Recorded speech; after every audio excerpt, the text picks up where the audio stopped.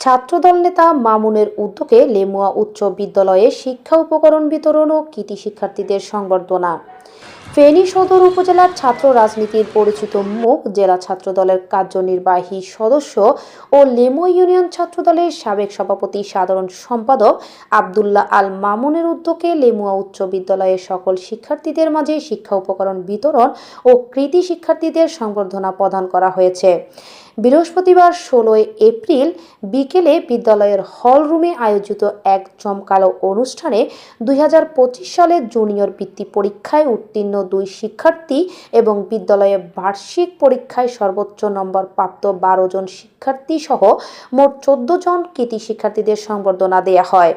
লেমুয়া উচ্চ বিদ্যালয়ের প্রধান শিক্ষক মোহাম্মদ শাহেদ আলীর সভাপতিত্বে এবং সহকারী শিক্ষক ইসমাইল হোসেন সুমনের সঞ্চালনায় অনুষ্ঠিত এই সংবর্ধনা ও শিক্ষা উপকরণ বিতরণ অনুষ্ঠানে প্রধান অতিথি হিসেবে উপস্থিত ছিলেন বিএনপির জাতীয় নির্বাহী কমিটির সদস্য মশিউর রহমান বিপ্লব। প্রধান বক্তা হিসেবে বক্তব্য রাখেন সদর উপজেলা বিএনপির আহ্বায়ক ফজলুর রহমান বকুল।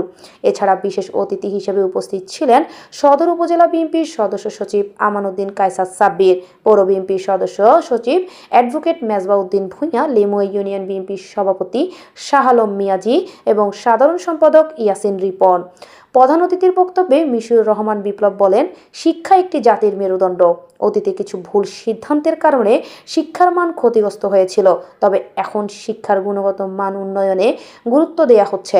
শিক্ষার্থীদের প্রকৃত মেধা বিকাশের সঠিক মূল্যায়ন অত্যন্ত জরুরি। তিনি আরও বলেন, আজকের শিক্ষার্থীরাই আগামী দিনের নেতৃত্ব দেবে।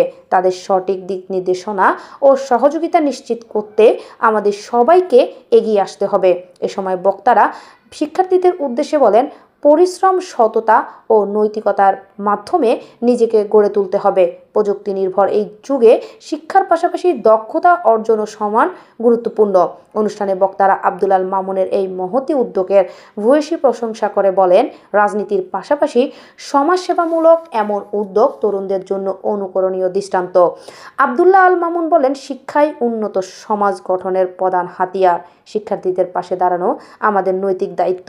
লেমুয়া উচ্চ বিদ্যালয় দিয়ে এই কার্যক্রম শুরু করেছি। পর্যায়ক্রমে লেমুয়ার অন্যান্য শিক্ষা প্রতিষ্ঠানেও শিক্ষা উপকরণ বিতরণ করা হবে। তিনি আরও বলেন, আমি বিশ্বাস করি আজকের এই ছোট উদ্যোগই একদিন বড় পরিবর্তনের সূচনা করবে। শিক্ষার্থীরা যদি সঠিকভাবে এগিয়ে যায় তাহলে দেশও এগিয়ে যাবে। আলোচনার সভা শেষে প্রধান অতিথি ও বিশেষ অতিথিবৃন্দ কৃতি শিক্ষার্থীদের হাতে সম্মাননা ও শিক্ষা উপকরণ তুলে দেন। অনুষ্ঠানে শিক্ষার্থী, অভিভাবক ও স্থানীয় গণ্যমান্য ব্যক্তিবর্গ উপস্থিত ছিলেন।